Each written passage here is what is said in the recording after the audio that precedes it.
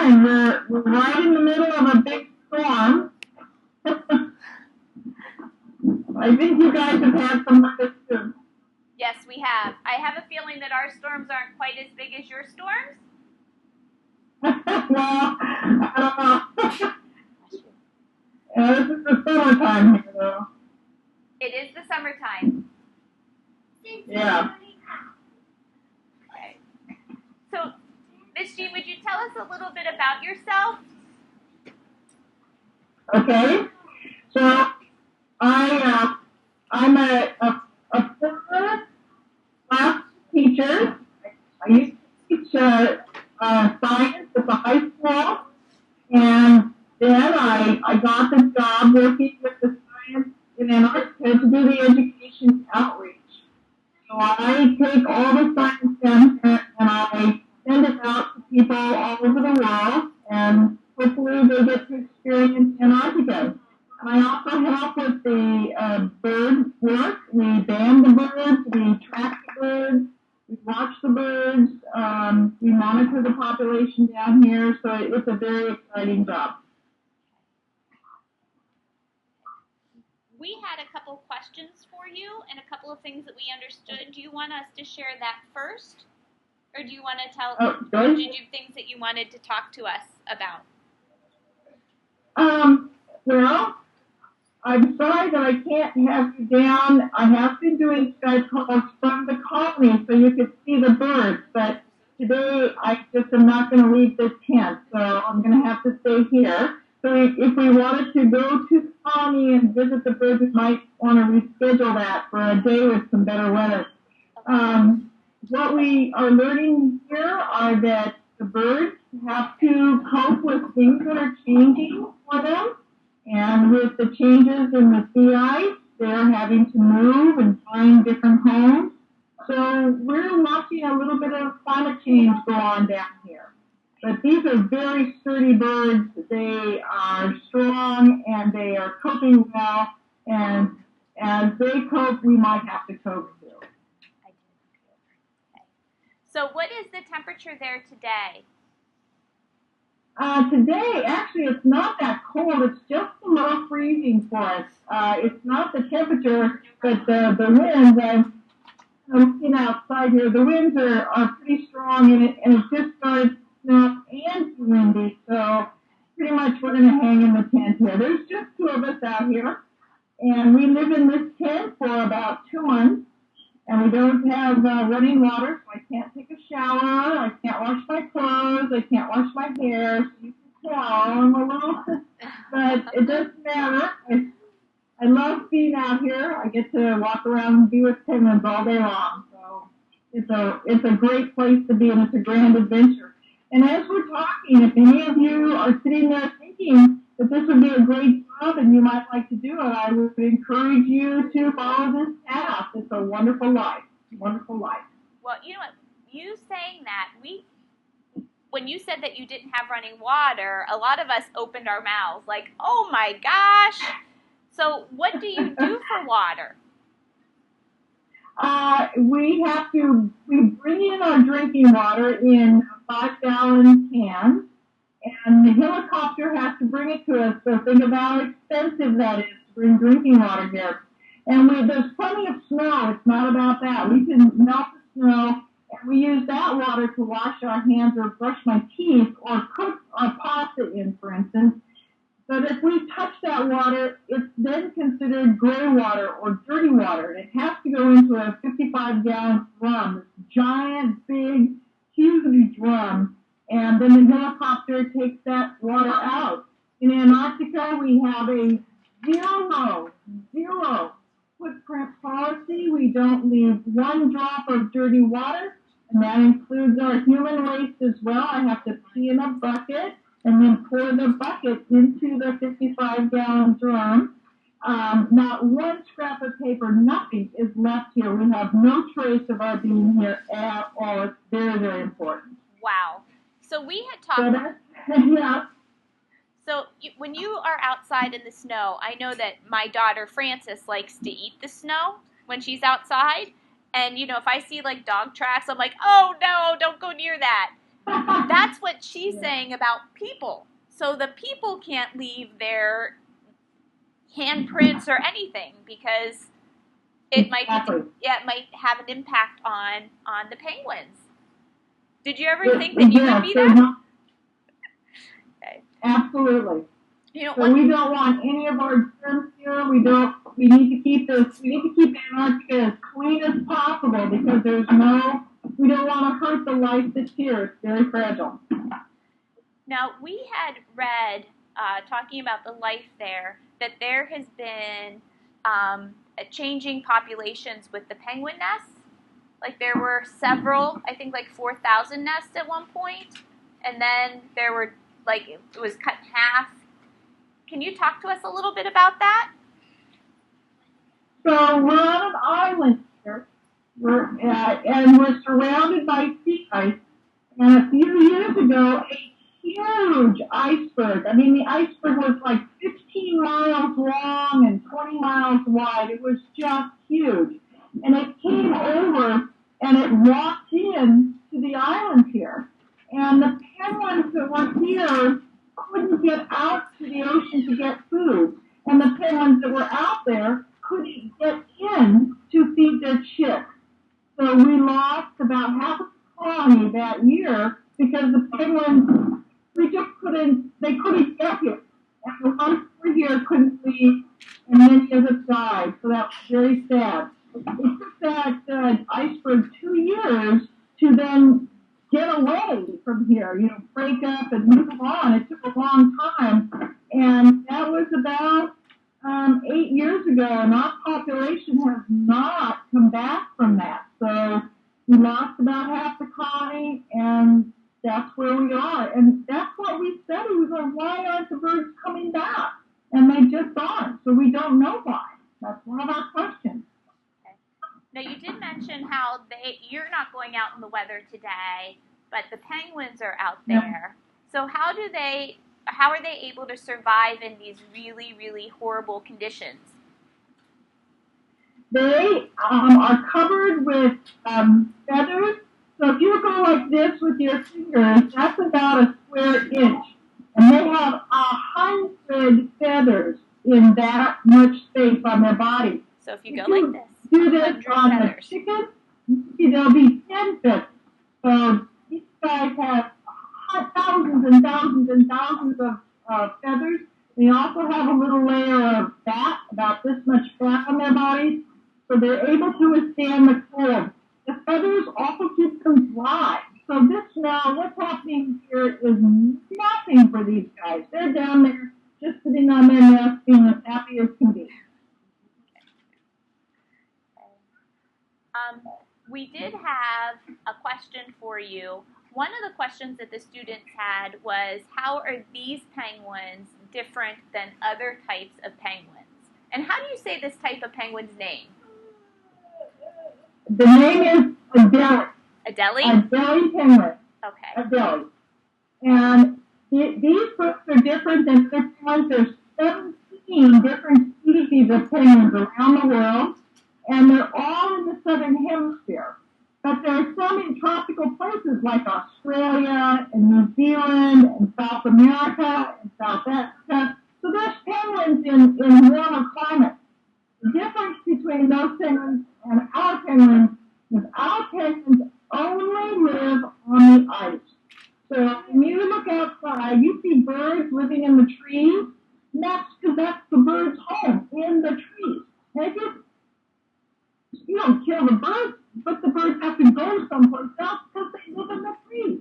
Well, our birds live on the ice. That is their home. That's where they want to be. They're only here now so that they can build their nest and raise their chicks. Normally, they live on the ice. So if the ice goes away, then they have to go someplace else because their food is underneath the ice. And so they hang around on the ice that flows around the ocean. They jump in, they get their food, and then come right back out. So that's their home. So that's what makes them different than other penguins. They do not go to places where there is no ice. Must have ice. Okay. They must have ice. And so you don't see They're very rare. Lots of zoos or aquariums have penguins, but they won't have these penguins. They're very difficult to keep. Okay. Now, we had a couple questions about how you interact with the penguins. And one of the questions was, how do penguins interact when you take pictures, when you pet them? Well, we do not pet them. We do not pet. They're wild animals, and they need to stay wild. So we do not treat them as pets. And when I walk around them, they're not afraid of me. So they don't attack me, and I can get very close. But I do not touch them. Occasionally, we do pick them up so we can weigh them and measure them because we monitor their health, and they do not like that at all. We have to catch them with a giant net. The net's about this big, and we put the net over them, and then we grab them, weigh them and measure them, and then let them go very quickly because we don't like to disturb them. So no, they do not like to be touched. They do not like to be caught. We do it as little as possible, but we want to see how they are, so we do catch them occasionally. But no, I do not go and pet them. I do not pick them up. I do not cuddle them. They're wild animals, and we want to keep them that way. Okay. But they're not afraid of me if I just walk, through the colony. They'll just kind of look up at me and go, "What do you want?" Okay. That was another question that we had too. Was how do they interact when they see you taking pictures of them? So that's usually they're okay about it. Yeah, as long as I don't get too close to them, they're pretty much okay. And the ones that I take pictures of every day, they're very used to me. No, not to touch them. No, I'm not going to hurt them. So they just sort of look at me and kind of go, "Okay, hurry up, take my picture and move along." So they're used to me. Again, these are not pets of any stretch. No pets here. Okay. So one of the students asked a very good question that we didn't touch upon. Why? Why are you down there in Antarctica studying penguins? We monitor the population here. So it's very important if we want to protect these animals, and we do want to protect them, to understand about their life cycle and understand what's happening for them on a large scale. We want to know what food they're eating. We want to make sure that the food is out there and available to them. We want to see the changes in the weather and how it affects them. And we want to see their population and make sure that the population is stable. And if the population starts to decline, we want to know why. If it starts to go up, we want to know why. So that's what we monitor. At the end of each season, we get a bunch of chicks, and we put a band on them. And the band's about as big as your finger, and it goes around the wing right here, and has a number on the band. And that number tells us where this bird was born and what year the bird was born in, so we can follow his life throughout the next 20 years. So that's why we come every year, and we find these birds, and we see what they're doing, and if they survive, and how they're doing. So we follow their lives, and that's how we study them. And that kind of answered one of the questions that one of the students had is, do you take the bands off every year? Like, what do you do with the bands? And did anybody hear how she answered that? What do they do with the bands at the end of when she goes home? Do the bands get taken off, or do they stay on, or what happens? Were you able to hear that, or do you need her to share it again? Share it again? Okay. So you put the bands on when they're born, and then what happens?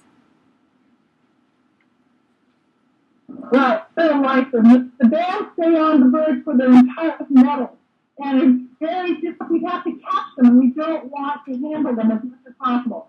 So we want that band to stay on for their whole life, so we can follow that bird for his whole life. If he loses the band, we would never know which bird was which. So this is the only way we can identify which bird is the one that we banded. And we have to walk through the colony with binoculars so we can see the numbers, because the numbers are somewhat hard to read, and we can't get up close to the bird. So a person has to walk through and use use binoculars to read these bands. It's a great job. It's a great job. Wow. Now, one of the kiddos, we heard how the penguins adapt to the cold weather with their lots and lots of feathers and their layer of fat. But one of the students was wondering, how do you deal with the cold weather with the weather in Antarctica? Well, you can see that I'm inside. I have my hat on. I have 3 layers of clothing on. I'm swaddled in fleece, and I'm still a little bit cold. So I'm in a tent. We have a heater. I don't know if you can see the heater right there. It's a propane heater. And inside the tent, there's probably about 50 degrees. So it's quite cold. Outside is much colder. I sleep in a tent outside as well. It is not heated, so I wear lots of clothing. I drink hot liquids. I drink lots of tea, and I just get used to it. It's tough. It's tough. So but it's fun. It must be. So 3rd grade, she said that her inside, where she's at right now, is about 50 degrees. That's about the same temperature as when you woke up this morning. It was in the 40s. So that's what it's like in her tent where she's staying right now. Now, I don't know about you, but I was wearing winter clothes outside. So that's what she gets used to. Does that make sense? Get used to it. Now, you said that you were drinking hot liquids and things like that. One of the students asked, how do you get food? Because we were talking, if we want something, we just go and get it. If we're, want a milkshake, we just go through the drive-thru and get one or make one in our blender.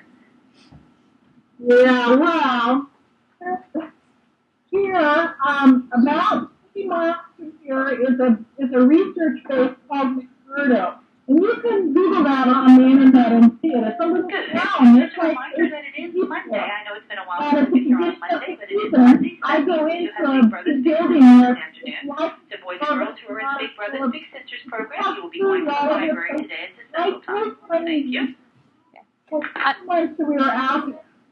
And I package it all up, and I box it, and I label it, and then it comes out here, and we have a big pile of food. A lot of it just sits outside because it's frozen, and that better last us for 2 months. If we ran out of food, that would be bad. And we'd have to call for help, and we don't want to call for help. We want to be able to take care of ourselves out here for the whole 2 months we're out here.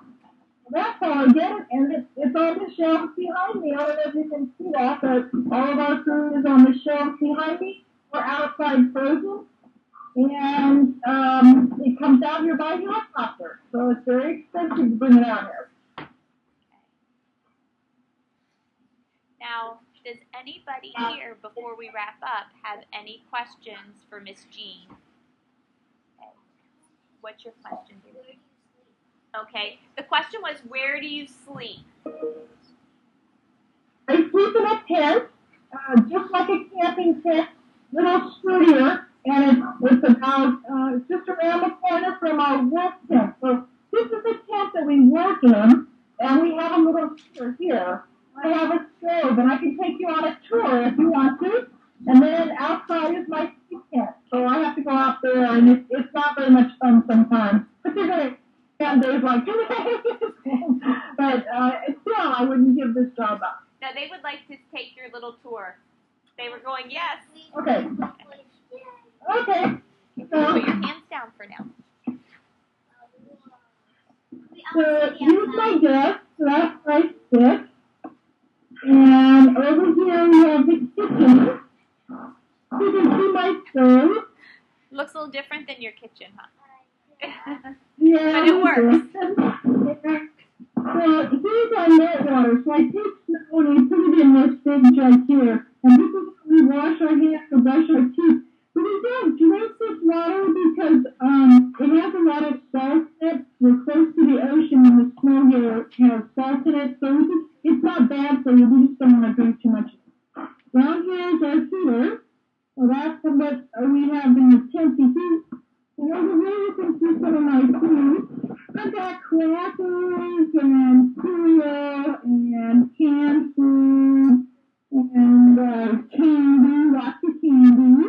And if we go outside, we have to put on all these clothes here. Lots of very heavy big parkas. So they bring this. These are radios. This is how we communicate with people. We have to use radios. Now, the internet's pretty good, but we rely on these radios to in emergencies. Over here, I have where sometimes I sit and read. I have a little pile of pillows. And that's about it. Let me take you outside. Everybody always wants to see the bathroom. You want to see the bathroom? Yeah. Okay, pull out. Whoa! Woo! Okay, you can see now it's a little windy, so I don't know if my voice will be good. You can see our solar panel. Can you see that? Yes. So that's the only electricity that I have. And that's enough to keep the computers going and the cameras and the radios, but it's not enough for anything else. So here's our bathroom. Okay, and the wind's so strong. So here's our bathroom. There's just a couple of buckets. And we have to pee and poop in those buckets, and then it goes into the big can that gets transported out of here. So we have to keep the... All right. So it's a little cold outside, so I'm going to come back in. So that's where I'm there. You talk about just loving this job. What are some of the highlights for you? Well, I guess to be honest, we're not very many people. And around me is total wilderness. I have glaciers. I have penguins. I have other birds. I have seals. I have ice. It's a beautiful, beautiful place to be. And I always wanted to go to the moon. And I wasn't able to go to the moon, so I get to come to Antarctica instead. It's just an incredible, incredible adventure. I was going to say, you sound like a very adventurous soul, Amy. Can you ask her what time it is? It's fun. It's 18 hours ahead. It's 9:30 in the morning. Yep.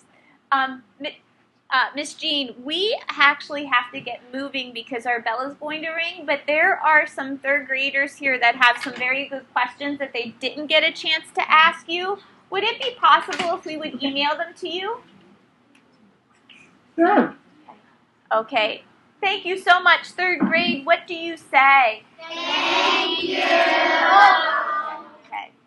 Thank you very much. Have a good day. You. Bye. You too. Okay,